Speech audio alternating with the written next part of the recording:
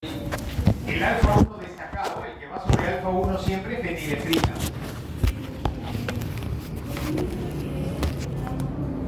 ¿Ok? Ahí tenemos a la fenilefrina. La fenilefrina es un potente vasoconstrictor, ya que se va a utilizar en casos de shock. En shock distributivo, en shock hemorrágico, en shock séptico. Ahí vamos a utilizar fenilefrina. Es un agonista alfa 1 selectivo. ¿Estamos bien? ¿Sí? Eso va a ser utilizado, claro, vía intravenosa, no titulado, dilución, va entrando la fenilefrina. Pero también se utiliza, por ejemplo, en comprimidos, a dosis más bajas, por supuesto, como descongestionante nasal. Todos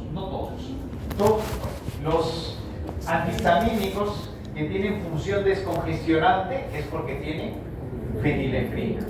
¿Por qué razón? Porque el moco, ¿no? La rinorrea, el moco nasofaríngeo, se expresa por vasodilatación. Perfecto, se expresa por vasodilatación. Entonces, al modular la vasoconstricción, al activar el receptor alfa 1, ¿qué pasa con el moco? Disminuye. Nuevamente, ¿ya? Cuando vasodilatamos como respuesta histaminérgica, por ejemplo, ¿no? Porque la histamina produce vasodilatación, de repente estamos frente a una biosis, hay un patrón molecular asociado a patógeno que vasodilata, y ese PAM que está vasodilatando, que está promoviendo citoquinas inflamatorias, que va a generar vasodilatación, aumenta la secreción nasofaríngea. Entonces, si queremos disminuir la secreción, ¿qué debemos inducir? A vasoconstricción. Y para vasocontraer, ¿qué necesitamos? ¿Activar o bloquear al alfa 1? Activar al alfa 1. Para eso que utilizamos fenilefrina. Ahora, todos los antigripales tienen un derivado de fenilefrina. Algunos tienen fenilefrina, algunos tienen fenilpropanolamina, pero todos tienen vasoconstrictores. Entonces, ya desde el propio hecho de tener vasoconstrictores, ¿en qué condiciones estarán contraindicados el uso de antigripales? Personas hipertensas. Bien, los hipertensos entonces no deben utilizar antigripales. ¿Y quién les dice que no lo usan? ¿No? ¿Qué pasa con el abuelito, la abuela que tiene hipertensión, que de repente ni siquiera está diagnosticada como hipertensa, que no recibe el tratamiento, o siendo diagnosticada no cumple con el tratamiento antihipertensivo, pero que se agripa? Ay, estoy con los moquitos, se va a la tienda, se va a la panadería, se va al kiosco de periódicos, se va a la farmacia, se va a la botica, ¿y qué consigue? Antigripales. Y se los toma encima de 2 en 2, porque vienen en un sobrecito así, porque creen que esa es la dosis correcta, cuando no es así. La dosis se sube, sino que como vienen 2, se lo toman los 2 juntos. ¿Qué va a pasar con esa presión? Se va a elevar, se va a disparar, como dice acá la compañera. Y un aumento de presión arterial en una persona hipertensa no controlada, hay mayor riesgo cardiovascular. De repente la hipertensión genera lesión vascular. Eso asociado a la estasis venosa, de repente es una persona sedentaria, de repente tiene ya problemas de hipercoagulabilidad, el propio proceso de involución, o sea, el envejecimiento genera más deterioro vascular, las placas aterómicas. Entonces, todo eso, ¿qué puede generar? Un ictus isquémico, un problema de ACV, un problema de isquemia, una cardiopatía isquémica. El abuelo se murió, ¿qué le dio? Un infarto? Qué raro, pero si él estaba bien, solamente estaba un poquito agripado. ¿No? Entonces, son situaciones que se van a ir presentando y que debemos ir teniendo el entendimiento de por qué es que los fármacos pueden generar esos eventos colaterales. ¿Estamos bien? ¿Estamos claros? Perfecto. ¿Alguna pregunta hasta aquí? Bueno. También tenemos beta 1, bueno, alfa 1 y beta 1 agonistas. Alfa 1 y beta 1 agonistas. Después vamos a hablar del beta 1, no se preocupen. Pero aquí tenemos la etilefrina, que se utiliza cuando hay hipotensión. ¿Sí? Cuando hay hipotensión. Por ejemplo, ¿alguien aquí es de Puno? ¿Nadie? ¿De Cerro de Pasco? Nadie de Huancayo. Huancayo bien alto. Huancayo son 3.300 creo, ¿no? Es una zona de altura. Y si se van a hacer de ahí turismo de aventura, van a zonas más altas, llegan de repente a 4.000, 4.500 metros sobre el nivel del mar. ¿Y qué les pasa a las personas? Se desmayan. Se marea. ¿Por qué razón? ¿Por qué nos mareamos? ¿Por qué nos desmayamos? Por la falta de oxígeno. O sea, la oferta de oxígeno es menor en la altura, ¿verdad? Y eso puede llevar a un síncope, una lipotimia. Y en ese momento, ¿qué se necesita entonces? ¿Vasodilatar o vasocontraer? Vasodilatar. Pero si vasodilata, llega menos sangre y menos perfusión. Vasocontraer, ¿verdad? Entonces hay que vasocontraer, ¿para qué? Para que la sangre alcance hasta el cerebro y la pueda oxigenar. Entonces, en ese sentido, ¿qué necesitamos? Vasoconstrictores. Y para inducir a vasoconstricción, ¿hay que activar o hay que bloquear al alfa 1? Activar al alfa 1, y aquí tenemos uno como S-tirefrina, por ejemplo. Que también activa beta 1, y enhorabuena, porque el beta 1 ¿dónde está? En el corazón. Entonces, vasocontraemos y la fuerza de contracción aumenta. Entonces la sangre llega con más potencia hacia los órganos, hacia el tejido cerebral, hacia la corteza, oxigenándola de mejor manera. ¿Me están entendiendo? Por eso estamos hablando de agonistas, ¿ok? Otro fármaco que es no selectivo y que bloquea, que activa alfa 1, alfa 2, beta 1, beta 2 es la epinefrina. ¿No? La epinefrina activa a todos los receptores adrenérgicos, o sea, la adrenalina, ¿no? Es un fármaco no selectivo.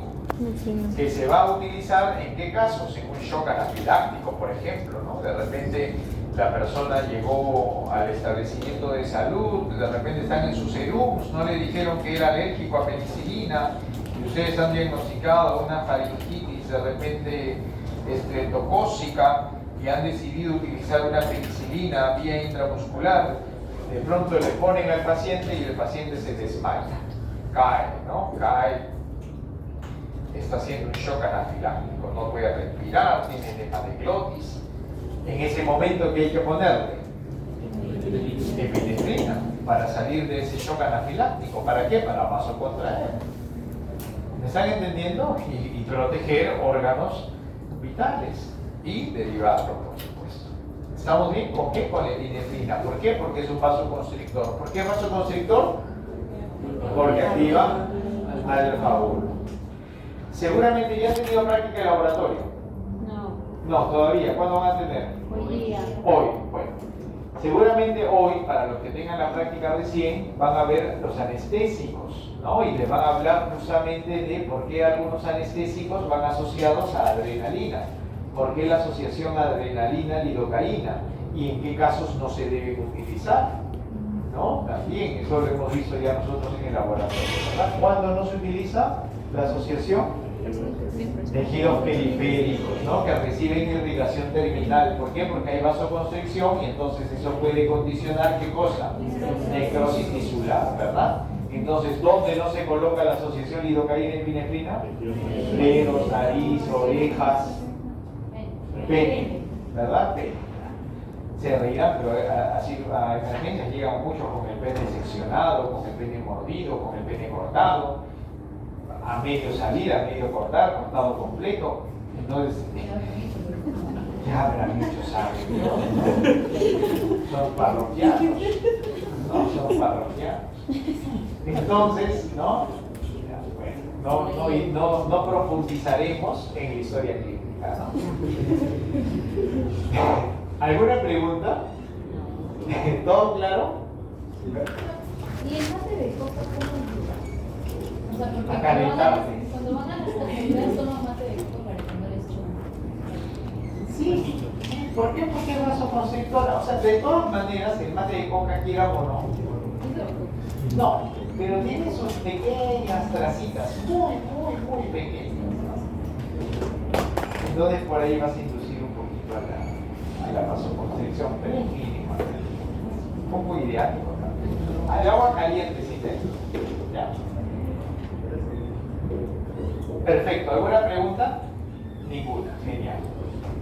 Entonces, otro fármaco importante que se me estaba escapando, tenemos alfa 1, alfa 2, pero quien me interesa aquí es en realidad alfa 1, ¿no? Porque es el vasoconstrictor, es la nafasolina.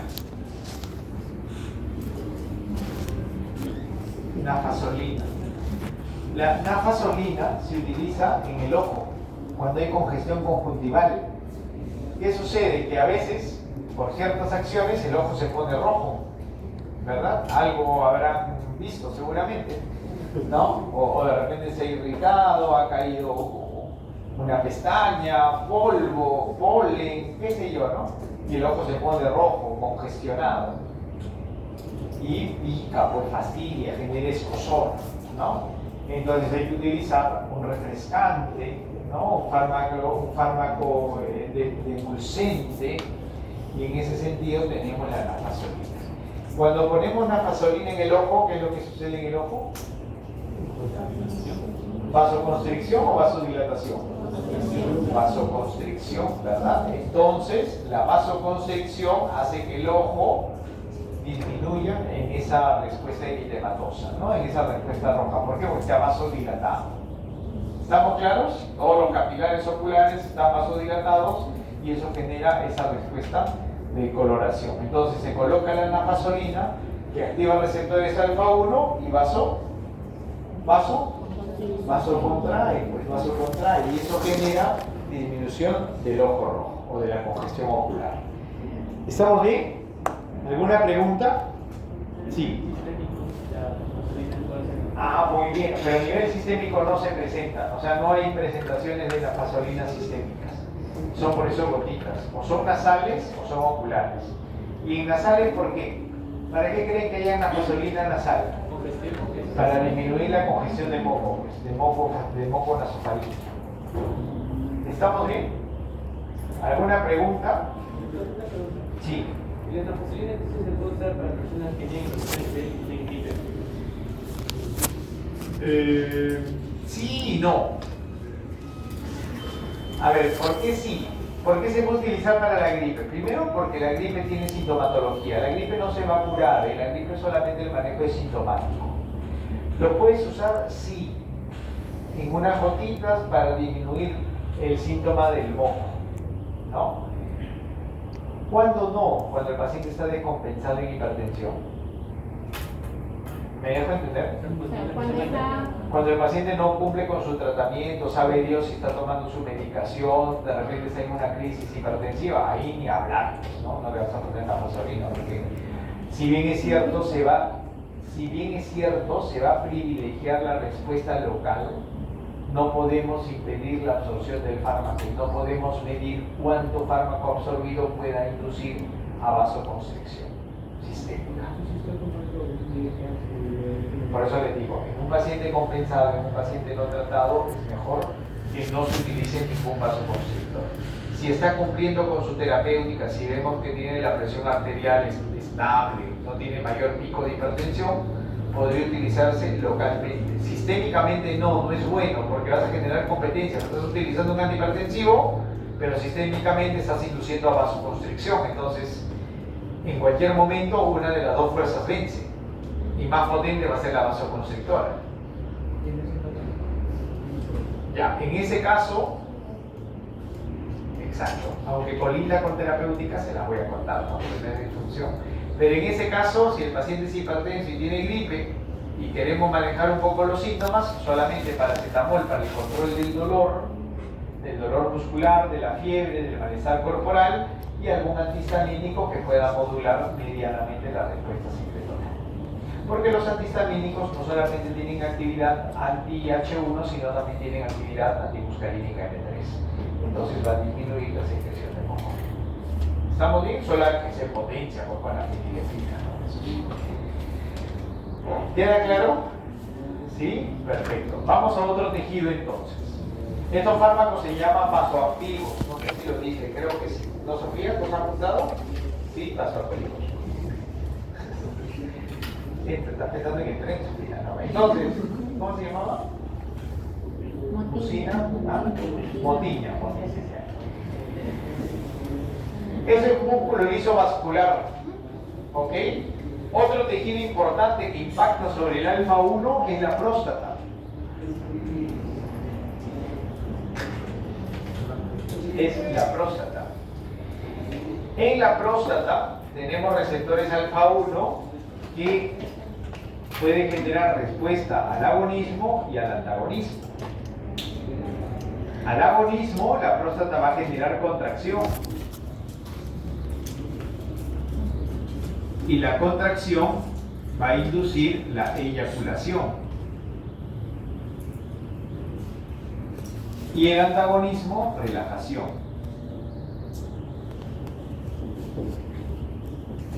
Relajación. ¿Estamos bien? Por eso es que el sistema simpático